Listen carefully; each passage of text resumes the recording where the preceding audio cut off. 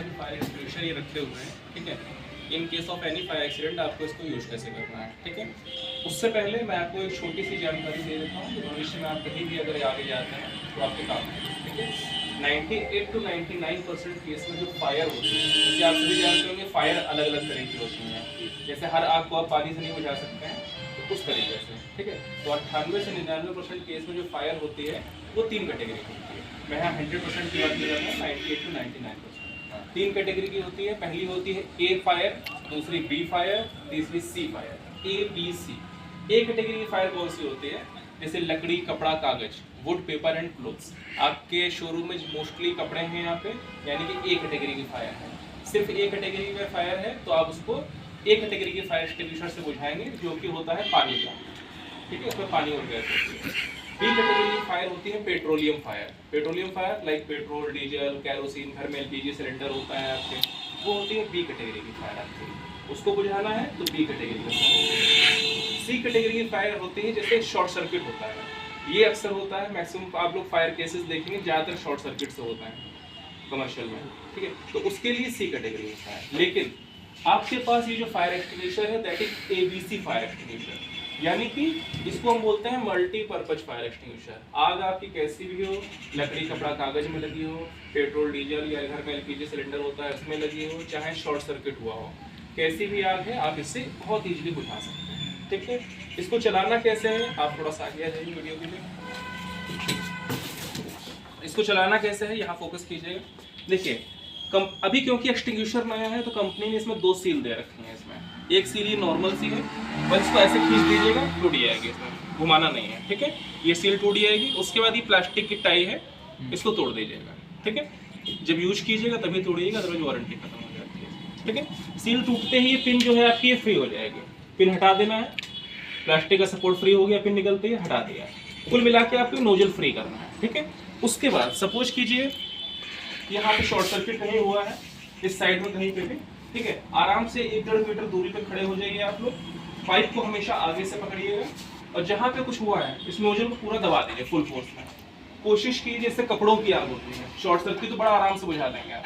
अगर कपड़ों में आग लगती है, बुझाना इतना आसान कभी नहीं होता है, क्योंकि कहाँ चिंगारी रह गई कुछ पता नहीं। तो उस केस में कोशिश कीजिएगा, सपोज कीजिए ये कपड़ा है, ठीक है। आपने शुरू किया बुझाना, रुकिए मत, आपको लगे बुझ गई है। हर एंगल से, जितने एंगल से बुझा सकते हैं उतने एंगल से इसको बुझा दीजिएगा। कहीं भी चिंगारी की कोई गुंजाइश नहीं छोड़नी है आपको, ठीक है। ये हो गया आपका। अच्छा, अगली चीज, सपोज कीजिए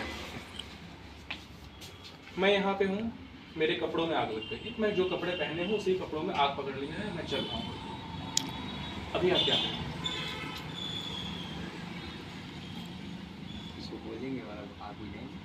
अरे फिर आग मेरा कुछ करे ना करे, ये कांड कर देगी। आप इसमें रीजन क्या है, इसमें होता है मोनो अमोनियम फॉस्फेट। ये एक्सटिंग्विशर आपने जो लिया है ये कॉस्टली एक्सटिंग्विशर है।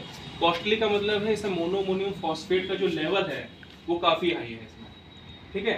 तो जितना हाई होगा उतना थोड़ा पॉइजनस ज़्यादा हो जाता है, लेकिन वही जितना हाई लेवल होता है उतना ही जल्दी आग बुझाता है।